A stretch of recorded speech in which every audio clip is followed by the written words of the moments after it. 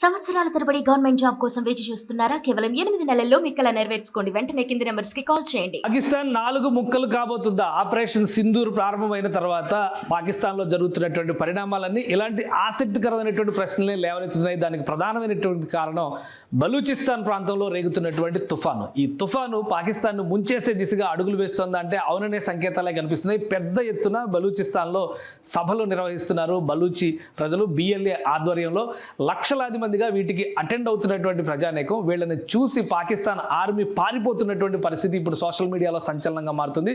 దీంతో పాటు పాకిస్తాన్ 4 ముక్కలు అవుతోందనేటువంటి ప్రకటన బలూచిస్తాన్కి సంబంధించినటువంటి అఫీషియల్ గ్రూప్స్లో వైరల్ అవుతున్నటువంటి అంశం పాకిస్తాన్ పెద్దలను కూడా కలవరపరుస్తుంది. ఒకసారి చూద్దాం. పాకిస్తాన్ ఆర్మీ మొత్తానికి చాలా కీలకమైనటువంటి నగరమైన క్వెట్టా కూడా వదిలేసి పారిపోవాల్సిన పరిస్థితి వచ్చింది. ఇప్పుడు బలూచిస్తాన్లో జరుగుతున్నటువంటి భారీ సభల ఫలితంగా ఆర్మీ జవాన్లు, పాకిస్తాన్ ఆర్మీకి సంబంధించినటువంటి సైనికులు మొత్తం ఊళ్ళకి ఊళ్ళు ఖాళీ చేసి వెళ్ళిపోతున్నటువంటి పరిస్థితి. ఈ దృశ్యాలన్నింటినీ కూడా బిఎల్ఏ సోషల్ మీడియాలో పెట్టింది.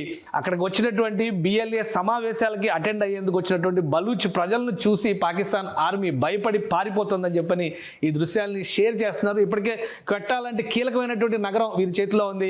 గ్వాదర్ పోర్ట్ లాంటి వాటిపైన కూడా కబ్జా చేసుకున్నటువంటి పరిస్థితి. స్వతంత్ర బలూచిస్తాన్ ఆవిర్భవించింది అనేటువంటి ప్రకటనలు వరుసపెట్టి బలూచ్ నాయకులు చేస్తూనే ఉన్నారు. దీన్ని కౌంటర్ చేసేటువంటి స్థితిలో కూడా పాకిస్తాన్ నాయకత్వం ప్రస్తుతం లేదు.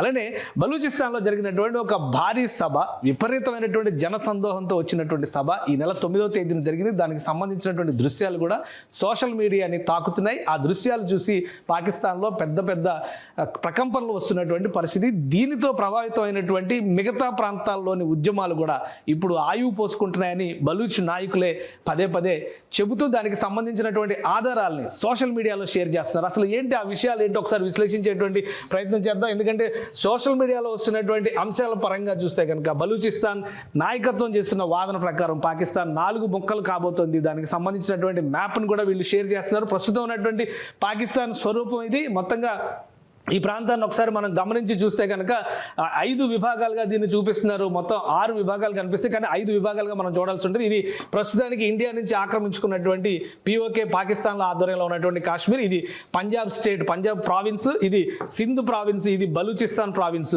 బలూచిస్తాన్ స్వతంత్ర రాజ్యం అయితే పరిణామాలు ఏ విధంగా ఉంటాయి ఇక్కడ చూస్తే ఫెడరల్లీ అడ్మినిస్ట్రేట్ ట్రైబల్ ఏరియాస్, ఇది ఆఫ్ఘనిస్తాన్ సరిహద్దు ప్రాంతం. ఇక్కడ పాకిస్తాన్ ఆధిపత్యం కంటే కూడా స్థానిక గిరిజన తెగల నాయకత్వం ఇక్కడ ఎక్కువగా ఉండేటువంటి పరిస్థితి. ఇక ఈ ప్రాంతాన్ని ఖైవన్ ఫఖ్తూనిబా అని చెప్పారంటారు. ఇది కూడా ఫఖ్తూనిస్తాన్ పేరుతో ఒక ప్రత్యేక నినాదాన్ని అందుకున్నటువంటి పరిస్థితి. ప్రస్తుతం భారతదేశం చేసినటువంటి ఆపరేషన్ సింధూర్ సూపర్ సక్సెస్ అయినటువంటి నేపథ్యంలో పాకిస్తాన్ ఆర్మీ కుదేలైంది.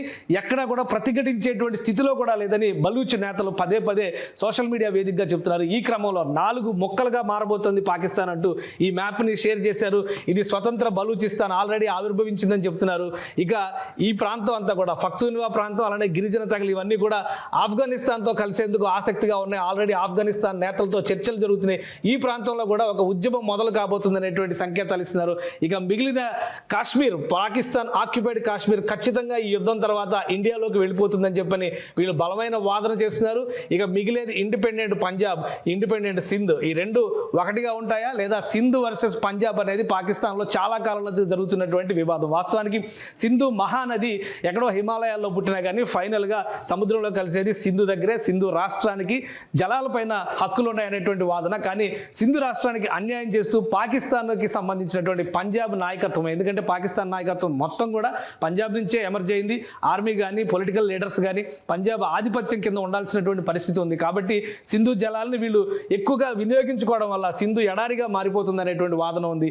ఇప్పుడు జరుగుతున్నటువంటి పరిణామాల తర్వాత స్వతంత్ర సింధు దేశం ఏర్పడినా కానీ ఎలాంటి ఆసక్తి లేదు, ఎలాంటి అనుమానం లేదనేటువంటి విశ్లేషణలు బలూచ్ నేతలు చేస్తున్నటువంటి పరిస్థితి ఉంది. సో ఇవన్నీ చూస్తే కనుక ఈ పరిణామాల తర్వాత పాకిస్తాన్ భవిష్యత్ ఏంటి?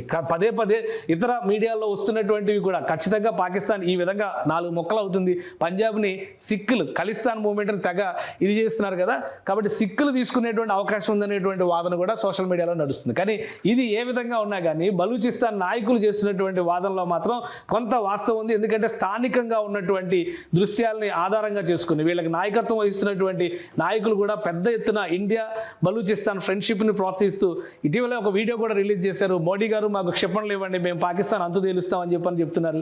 సో అదే క్రమంలో ఇక్కడ జరుగుతున్నటువంటి భారీ ఉద్యమాలు ఆందోళనకు సంబంధించినటువంటి దృశ్యాలను ప్రతిరోజు షేర్ చేస్తున్నారు. ఒకరు కాదు, ఇద్దరు కాదు, బలూచిస్తాన్కి సంబంధించినటువంటి నాయక గణం, ముఖ్యంగా మహిళా నేత చేస్తున్నటువంటి ఒక మహిళా నేత, బలూచ్ మహిళా నేత చేస్తున్నటువంటి ఉద్యమానికి మాత్రం విశేషమైనటువంటి సానుభూతి పరంపర మొదలవుతుంది బలూచిస్తాన్లో అనేటువంటి మాట చెప్తున్నారు. ఎక్కడ సభ పెట్టినా కానీ జనసందోహం పెద్ద ఎత్తున ఈ సభలకి తరలి వస్తున్నారు అని చెప్పని డాక్టర్ మహరాగ్ బలోచ్ ఆవిడ మొత్తం ఈ మూమెంట్ మొత్తాన్ని కూడా ముందుండి నడిపిస్తుంది. రాబోయేటువంటి రోజుల్లో ఎగ్జైల్డ్ బలూచ్ లీడర్స్ కూడా బలూచిస్తాన్కి రాబోతున్నారని చెప్తున్నారు. జూన్ 2వ తేదీ స్వతంత్ర బలూచిస్తాన్ ఆవిర్భావ దినోత్సవంగా జరుపుతాం అనేటువంటి ప్రకటనలు కూడా చేస్తున్నారు. వీటికి ఎక్కడా కూడా కనీసం కౌంటర్ ఇచ్చేటువంటి స్థితిలో కూడా పాకిస్తాన్ లేదంటే ఆశ్చర్యపోవాల్సినటువంటి అవసరం లేదు. ఇది ఎక్కడ చూసినా కానీ బలూచిస్తాన్ అంతటా కూడా ఇలాంటి భారీ ర్యాలీలు జరుగుతున్నాయి. ఓవరాల్గా పాకిస్తాన్లో ల్యాండ్ మాస్ ప్రకారంగా చూస్తే కనుక బలూచిస్తాన్ 44% ఉండేటువంటి భూభాగం, జనాభా పరంగా తక్కువ జనాభా ఉంది. కానీ లెక్కల ప్రకారం చూస్తే యావరేజ్గా 1.5 కోటి వరకు బలూచిస్తాన్ ప్రజలు ఉంటారనేటువంటి అంచనాలు ఉన్నాయి. సో ఈ ప్రాంతం ఒక స్వతంత్ర దేశంగా అయితే సమర్థించడానికి, ఆహ్వానించడానికి అటు ఆఫ్ఘనిస్తాన్ నుంచి, ఇరాన్ నుంచి కూడా మద్దతు ఉంది. భారతదేశం కూడా సహకరిస్తే స్వతంత్ర బలూచిస్తాన్ ఆవిర్భవిస్తుంది అనేటువంటి నినాదాన్ని వీళ్ళు పదే పదే చేస్తున్నారు. సో ప్రస్తుతం జరుగుతున్నటువంటి పరిణామాలు పాకిస్తాన్ని మరొక ముక్కగా మారుస్తాయని అందరూ అనుకుంటున్నారు. కానీ బలూచ్ ప్రజలు మాత్రం 4 ముక్కలు చేయబోతోంది అనేటువంటి వాదనని ప్రపంచం దృష్టికి తీసుకొచ్చారు. ఈ పరిణామాలు ఎంతవరకు దారితీస్తాయో వేచి చూడాలి. పాకిస్తాన్ ఇంకా అదే మంకుపట్టుతో భారతదేశంతో కనుక యుద్ధాన్ని కొనసాగిస్తే తీవ్ర స్థాయిలో నష్టపోయేటువంటి అవకాశం ఉంది. యుద్ధం తర్వాత పాకిస్తాన్ స్వరూపం కూడా మారిపోయేటువంటి సంకేతాలు చాలా స్పష్టంగా కనిపిస్తున్నాయి. సుమన్ టీవీలో మీ పర్సనల్ అండ్ బిజినెస్ ప్రమోషన్స్ కోసం కింది నెంబర్కి కాంటాక్ట్ చేయండి.